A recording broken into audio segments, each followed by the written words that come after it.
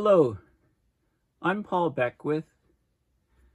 If you're like me, sometimes you might wonder why Africa isn't hit by all of these extreme weather events, and climate disasters like floods and droughts and heat waves and so on. And the reality of the situation is that, in fact, it is hit by all of these things. It's being hit extremely hard. In fact, just recently in the last few months, there's been a deadly burst of Indian Ocean tropical storms that have crossed and greatly affected Madagascar, the island of Madagascar, and then going to the mainland of Africa, hitting Malawi and Mozambique and causing huge problems. And there's been many, many deadly heat waves in Africa. But the sad reality is that we don't get too much coverage of these events. So, they're not really on our radar, like a flood or a drought or a severe weather event in, say, North America or in Europe. So in this video, I'm going to talk all about Africa, mostly in that region around Madagascar, and also I'll talk about the tremendous flooding that's going on right now in South Africa.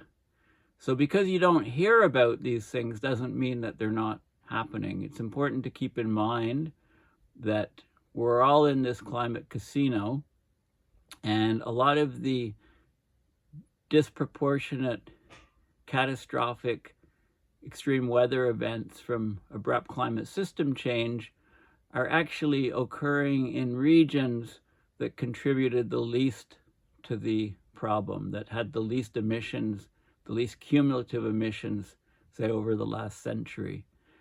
So this inequality, is a horrendous thing. And in fact, there's loss and damage mechanisms that are discussed in the UN climate conferences and on the global sphere for addressing climate change, both adaptation, mitigation, etc.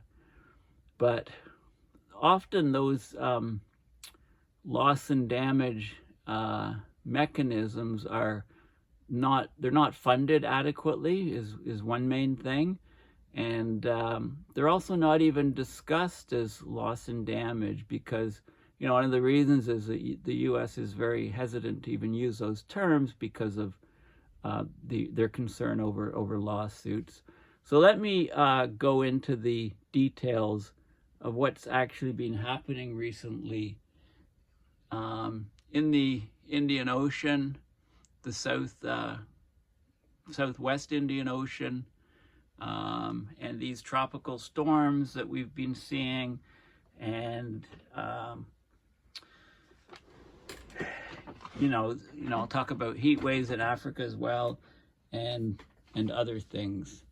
Okay, so first of all, if you go and just go onto Twitter and just search for the hashtag floods, and you can get articles like this: death toll in South Africa floods passes 250, heavy rains in this province in eastern South Africa, and you can go on and you can get all kinds of information about, here's the gates of a dam in Durban that collapsed due to this massive flooding. So the actual, gates just gave way, tremendous amounts of water in that region. So you can always find loads of information via, and I find it easiest to search for in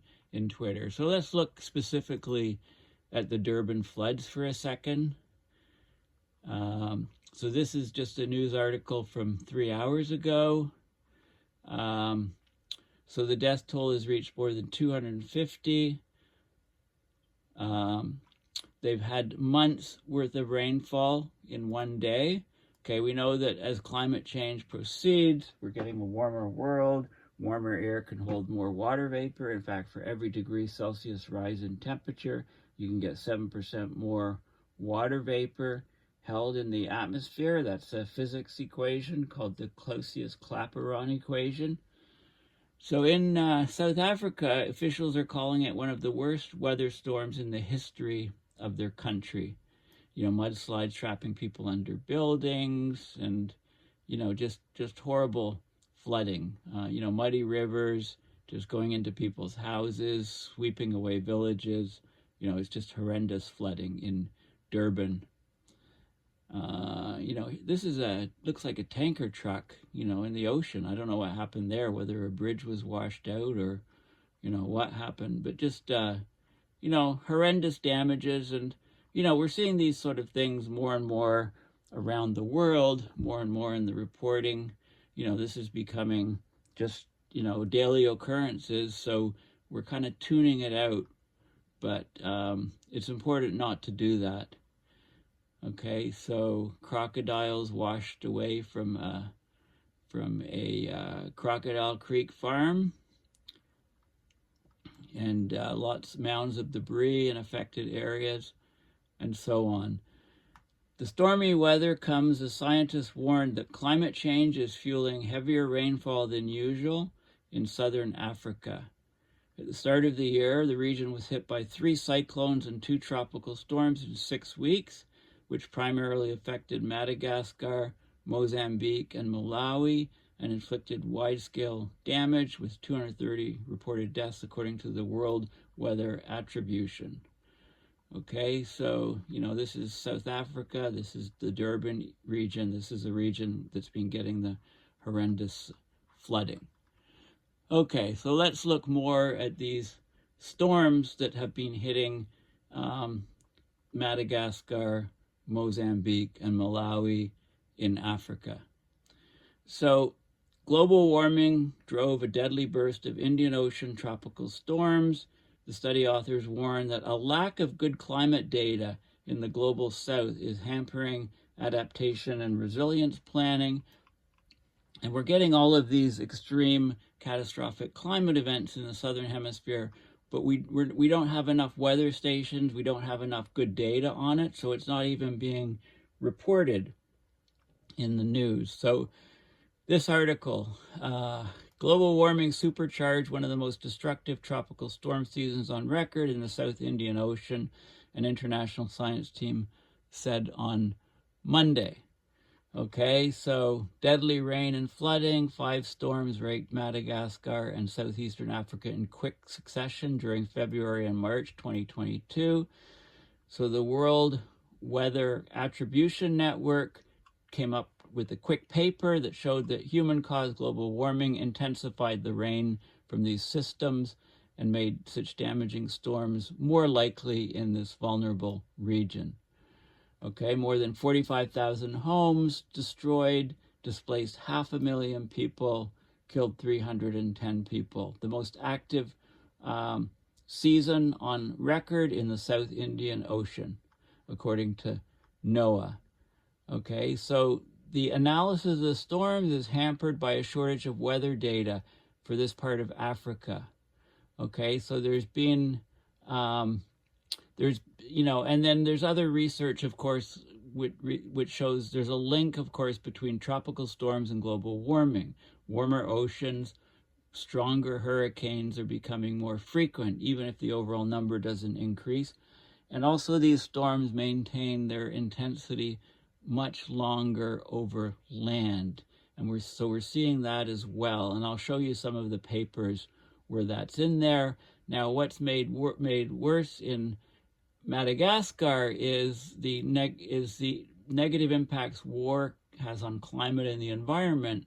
Madagascar is a reminder of that. Most of the weather stations that could deliver reliable data on climate extremes were destroyed during the country's 16-year civil war and have not been replaced. Okay, so this is the brutal cyclone season. Now, this is January and February 2022. Okay, there's a typo here. So we've got Madagascar, Mozambique, Malawi. Those are the countries that are mostly affected. And we had Tropical Storm Anna hitting on January 20th, hitting Madagascar and then coming across into Mozambique and Malawi. Then we had Cyclone Batsirai hitting Madagascar February 5th. So 2 weeks later, after the first one, 145 mile an hour winds. Okay, so that's number 2 crossing here. Then we had a tropical storm hitting on February 14th. So basically a week later after the cyclone, and that tracked this route. Then we had a tropical cyclone hitting February 23rd. So just over another week later is the 4th here. And then we had a cyclone hitting March. So about 3 weeks later. And that was number 5 here, going right into Malawi, Mozambique, and Malawi. Okay, so, we're 1.2 degrees Celsius warmer than we were in the late 1800s. So there's a lot more water vapor in the atmosphere, 7% more water vapor per degree Celsius. So we've got about 8.5 degrees more in the atmosphere. And this is supercharging these storms and causing them to be more frequent. Okay, now we don't have good long records of accurate data down in this region. Okay, in Madagascar, Malawi, and Mozambique.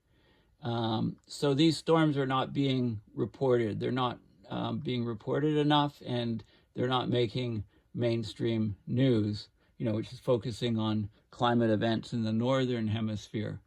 So this study is a clear reminder that the people with the least responsibility for climate change are bearing the brunt of the impacts. Okay? Rich countries need to compensate the victims of extreme events driven by climate change with loss and damage payments.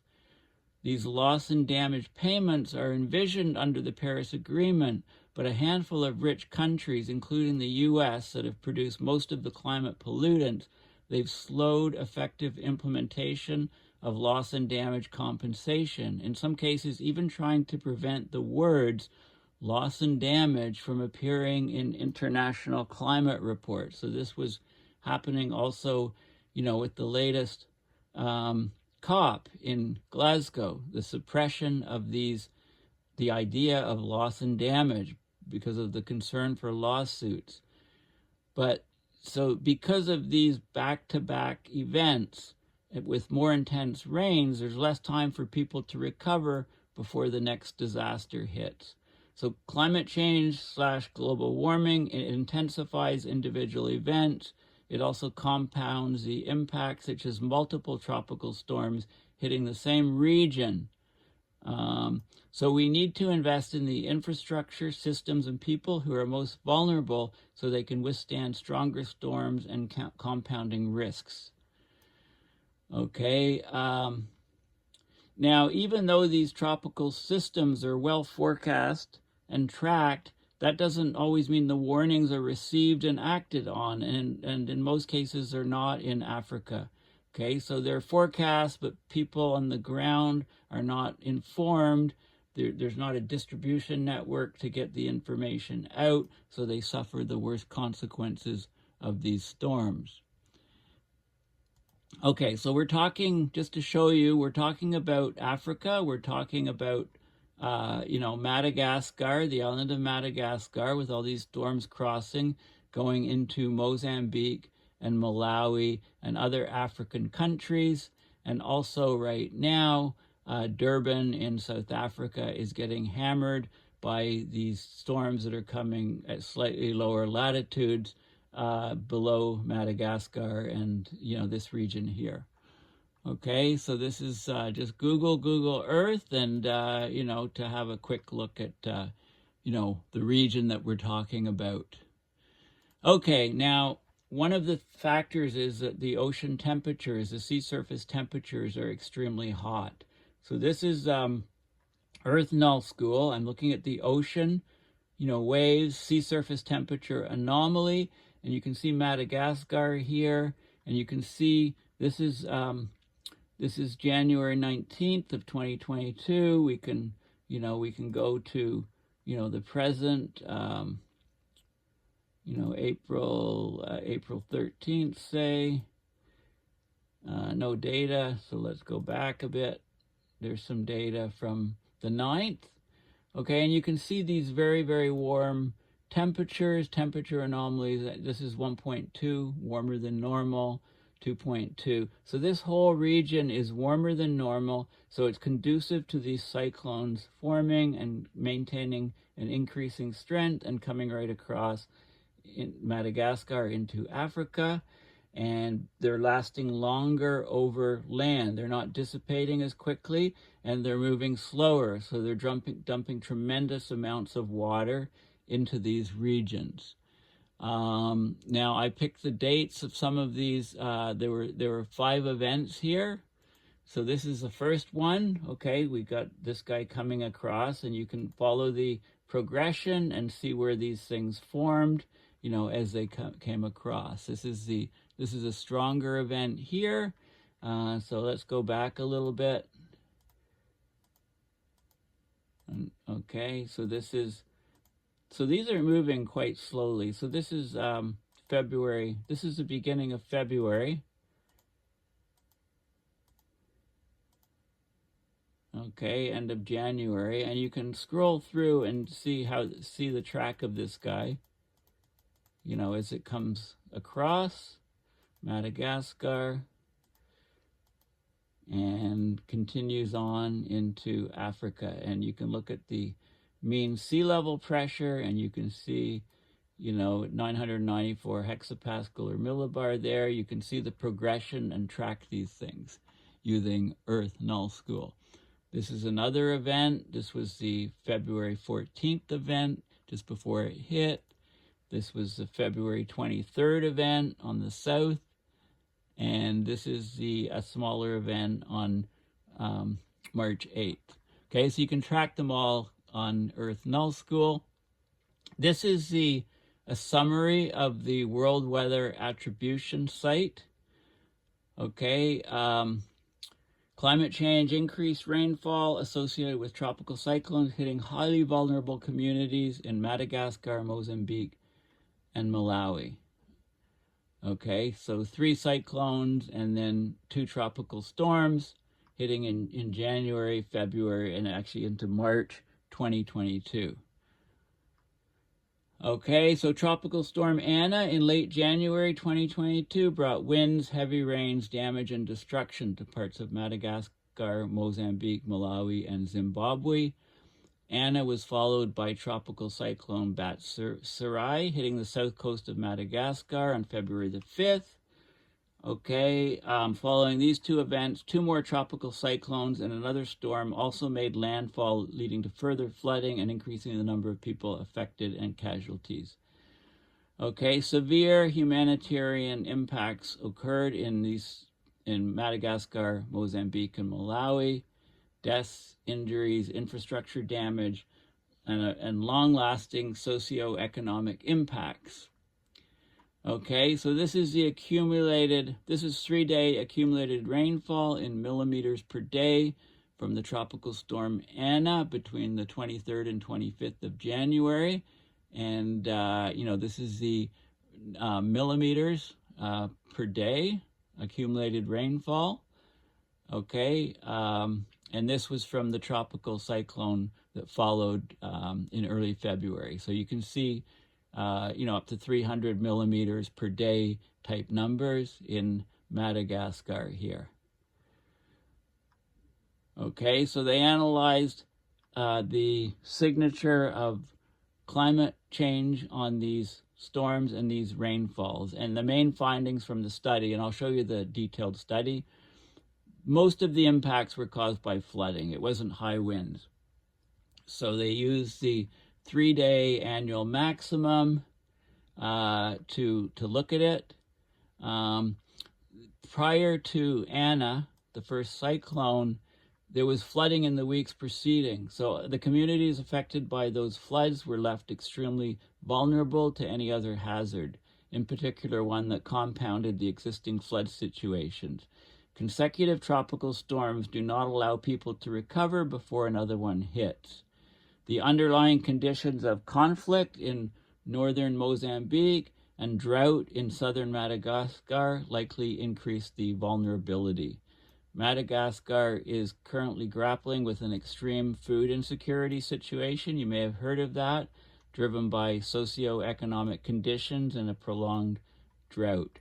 Okay, so these, both the tropical storm Anna and the cyclone Batsirai were well forecasted and tracked by meteorological people in Madagascar and in a regional center, but the warnings didn't get to people. So the damage to communication structures and electrical grids from previous storms hampered the reception of the warnings. Okay, observations of rainfall in this region are sparse and contain many instances of missing data. Okay, so this is, if we're not collecting the data, you know, you can't argue it doesn't happen. We're just not able to report on it. Okay, okay, so there's that article. Now, I mentioned that the U.S. is resisting the UN Fund for Climate Damages, Loss and Damage, because they fear liability. Okay, so the U.S. frequently cites fear of liability to explain why it has so far been reluctant to support creating a new international fund for climate victims. Some experts say the fear is misplaced. So there's a UN agreement that creates a fund for loss and damage related to climate change. But the U.S. is worried it will open a Pandora's box of litigation for past greenhouse gas emissions. Now, Salim al-Hook, he directs the Bangladesh-based International Center for Climate Change and Development. You know, I've met him many times at the COP climate conferences. He said this argument is not valid. Nobody's talking about liability and compensation. It's just about present loss and damages to allow these countries to get back on their feet after they're hit by a barrage, a cascading barrage of extreme weather events triggered and brought on and made worse by abrupt climate system change. So it's a way to get wealthier countries to provide funds for loss and damage in less wealthy countries, and it's a matter of fairness because the less wealthy countries have contributed the least to the problem, to the cumulative emissions over the last century. You know, it's not their fault. They're being hammered and they had no part of causing the climate change. So this is known as Decision 52, part of the Paris Summit side agreement to get loss and damage. But even in Glasgow, U.S. officials resisted the call for a new dedicated fund for loss and damage. Okay, they don't even like to say loss and damage. They're always, John Kerry, U.S. climate envoy, said we always remain thoughtful. We also remain thoughtful about the issue of liability and where this goes. Okay, so, you know, Huck is saying it's a paranoid viewpoint. Nobody's looking for liability and compensation. It's loss and damage. It's something totally different. Okay, so that's a problem just in itself there. Now, we know that hurricanes are being worsened by climate change. So, for example, Hurricane Florence, the rainfall was 50% higher because of warmer oceans and more moisture in the atmosphere from global warming. Okay, so this is an article from a few years ago.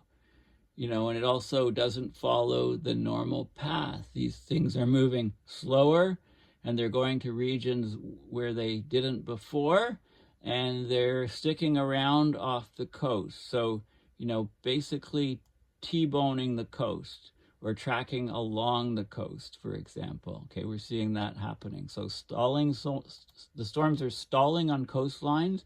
The oceans are warmer. There's more rainfall. So Harvey, for example, it sat over Houston for days, causing 4 to 5 feet of rain in some regions. Okay, this is Florence with the rainfall, talking like 20 inches here. Okay, so, almost 2 feet of rainfall here. So the slowing of the storms, the higher sea surface temperature anomalies, which are feeding these storms, all of these things are creating monster storms. And, we can look at paleo data that tracks rainfall from ancient hurricanes. Paleo tempestologists. So greenhouse gases and aerosols have been driving a northeastern shift of hurricane tracks since the late 1800s. So, more likely to hit New York, for example, because of the turbocharged, supercharged, superwarmed oceans. In a warming world, hurricanes weaken more slowly after they hit land. This is another key finding, right? So when they're not just intensifying faster and dropping more rain, but they're moving slower, and when they hit the coastlines, they move even slower. So hurricanes weakened almost twice as slowly after hitting land between 1967 and 2018. As the world continues to warm, the destructive power of hurricanes will extend progressively further inland. And I've talked about brown oceans, the brown ocean effect, where there's a lot of water lying on the surface of the land, so there's a lot of evaporation from that water. So that evaporation can keep the storms going as they come over the land. So they can keep the storm going for longer and therefore cause proportionately more damage. Okay, and not only record hurricane seasons with record numbers, but they're behaving very, very differently when they hit the land, landfalling hurricanes. Okay, so these threats are compounding. They're getting worse and worse. Different components of them are worsening quickly. So, how is climate change connected to hurricanes? Well, it's all in the sea surface temperature. So this is another article that talks about the effects of climate change on hurricanes. And we're talking about Africa. So there's definitely a blind spot. Climate science has a blind spot when it comes to heat waves in southern Africa. The lack of detailed information on extreme heat event impacts hinders disaster response and preparedness. Okay, so centered in the equatorial tropics, Africa is the world's hottest continent. Millions of people there are facing a growing threat from deadly heat waves. But no one knows how many people have died or been seriously affected in other ways by extreme heat because the impacts have been poorly tracked. Coordinated reporting is lacking, and at the global level, research and tracking of the impacts of climate change are biased towards developed countries. Scientists concluded in a new study in the journal Nature Climate Change. Africa is warming faster than the global average, and the lack of data is a roadblock to effective disaster preparation, assessment of vulnerability, and planning for climate resilience. Okay, so the extreme weather, this person here, Otto, thought to herself, this is strange. There are no heat waves in Africa. This can't be right. Parts of Africa are hot spots. Why are they not in these databases? If there are no records of the extreme heat events, and when we completely ignore the impacts, it will be impossible to adapt adequately. So this is a huge problem. There's intensifying heat waves in sub-Saharan Africa, but they're not being recorded. It's as if they haven't happened, but we know they have. Okay, so temperatures in southern Africa with a population of 1.1 billion people. So we're at 7.9 billion globally now. So 1.1, it's 1/7 of the population of the world in southern Africa, and we're not reporting the extreme climate events that are occurring there. Temperatures have increased steadily over the last 70 years. Okay, the region is so warm already. Because it's so warm already, it doesn't take much for temperatures to reach life-threatening levels. Heat waves have been increasing steadily since at least 2000. The obstacles faced by the least developed countries in sub-Saharan Africa are plentiful. It's important to improve heat wave detection because it could help with prevention and management of health hazards related to heat waves. We need better heat wave detection, more scientific data on it, so that we can better plan for climate adaptation. Heat waves are one of the most deadly impacts of human-caused global warming in terms of lives. It would be really important to highlight that in Africa. So this falls squarely into the realm of climate justice. Okay, one of the key obstacles to compiling useful heat wave data in southern Africa is weak governance in some countries. That can be traced back to a colonial legacy that destroyed and disempowered local cultures. Okay, so these developing countries in South Africa have contributed very little to human-caused warming in terms of emissions compared to the wealthy nations of North America, Europe, and Asia, but they're among the hardest hit by its impacts. Per capita annual emissions in sub-Saharan Africa they're less than a ton per person. It's 9 tons in Germany, 16 tons in the US. Okay, so this information gap has led to a widening dichotomy between climate impacts that are experienced on the ground and climate impacts that are recorded and that ultimately make it into the scientific literature. So it's not just mainstream media reporting versus not. There's just not enough scientists doing studies in the southern hemisphere, not enough scientists in these countries that are being hammered in Africa, and the reports just aren't being documented. They're not being reported. So we need an assessment of the loss and damage, and we need money going into those loss and damage mechanisms and going to these countries that are suffering. Okay? You know, another problem, Otto said, is that no climate model has been developed in Africa. The models, which are critical for projecting temperature increases and impacts, they're tuned so that they perform best where they're built. So the Japanese models do well for Japan, the US models do well for the US, but there's no models in Africa that are optimized to being the most accurate for Africa. And this is a huge problem. So, you know, people in Africa are certainly aware of the growing number of heat waves on the continent, but if they're not being recorded by scientists, it will be much harder for African voices to be heard in the climate debate. Okay, so there you have it.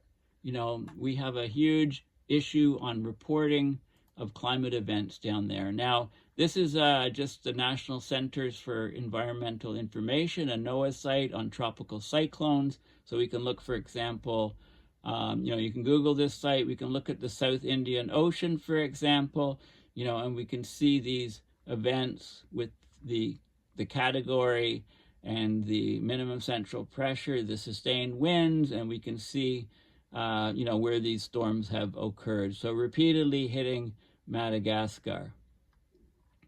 Okay, so you can go to any region of the world and you can get information on the tropical cyclones from this site.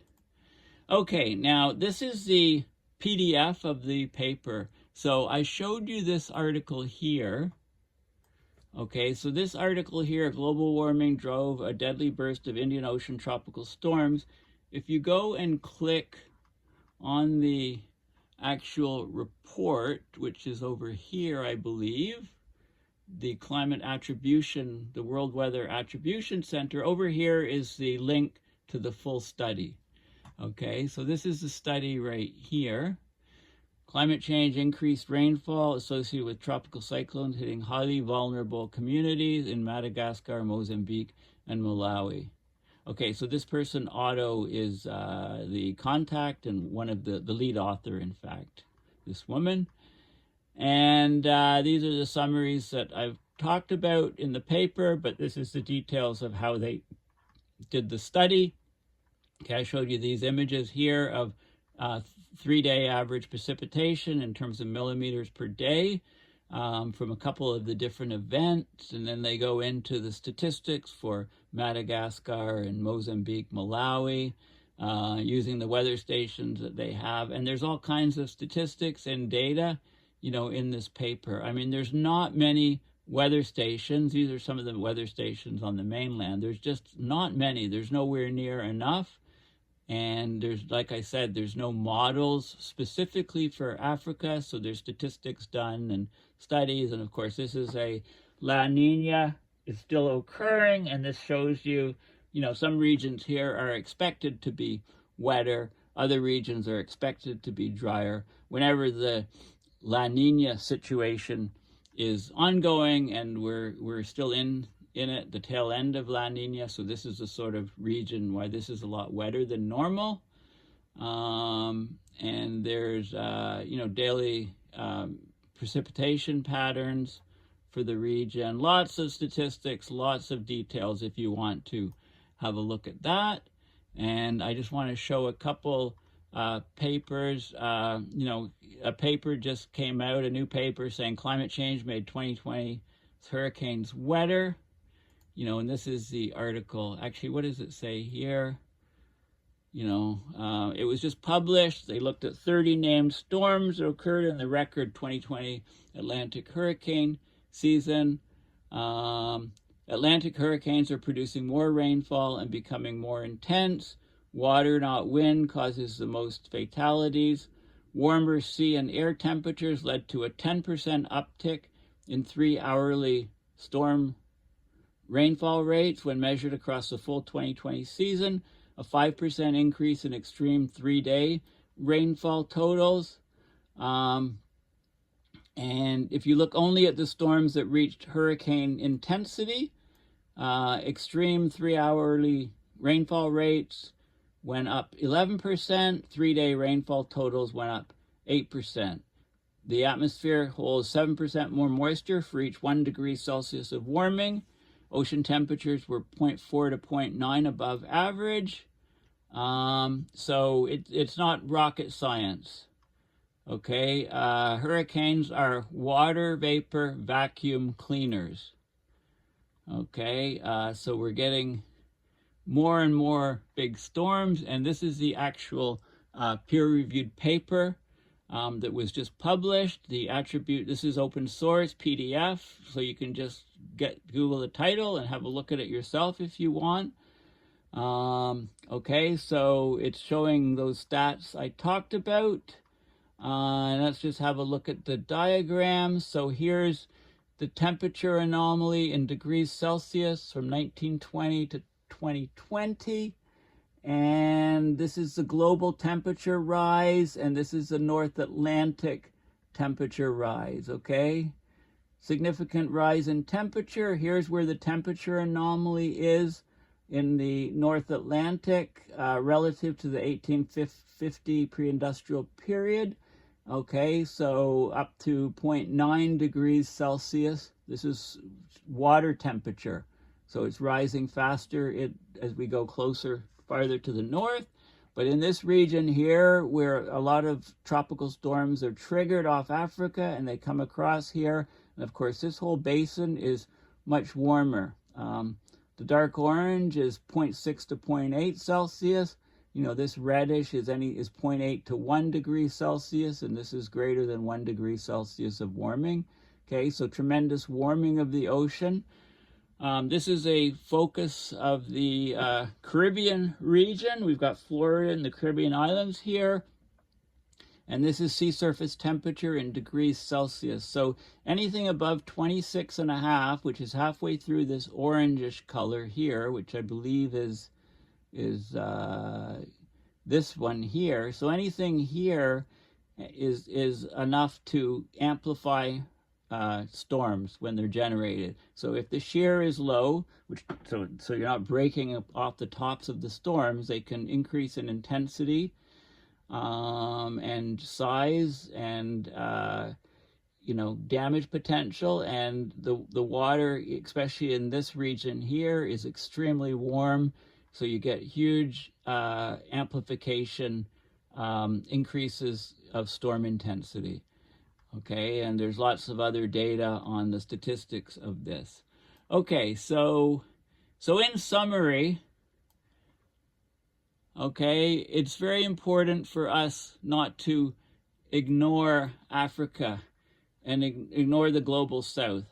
We're getting more and more extreme weather events in the global south. I doubt any of you watching this video are even aware of these storms here hammering Madagascar and Africa, in the last few months, and also the storms that are hammering South Africa at the moment. You might have heard of those because they've been in the news a lot, but Africa is a huge continent. It's undergoing tremendous warming, but we don't have models, computer models, climate models specifically developed to optimize accuracy in Africa. We have global models that are, say, in Japan, and they're most accurate in Japan. They have global coverage, but the accuracy as you go elsewhere is greatly reduced. Same thing for US models, for UK models, for, European models, et cetera, et cetera. Africa is pretty much unknown in terms of climate for many, many different regions, and this has to change because it doesn't mean, have you heard of heat waves in Africa? You hear heat waves in the sub-Saharan, and you say, well, it's super hot there anyway, so it's just a heat wave, they're used to it or whatever. We discount it for whatever region, but we really need to change that. We can't just focus on the global north. We have to consider the global south and the extreme weather events, and the vulnerabilities of people and countries in the global south is much greater. They don't have the resources, they don't have the money that we have in the global north, and they did not cause the climate problem, so that we have a huge imbalance in climate justice from these regions. Okay, so thanks again for listening, and please check out my, this is my YouTube channel where you can see all of my videos, so you can please subscribe to my YouTube channel, and please subscribe to my blog, and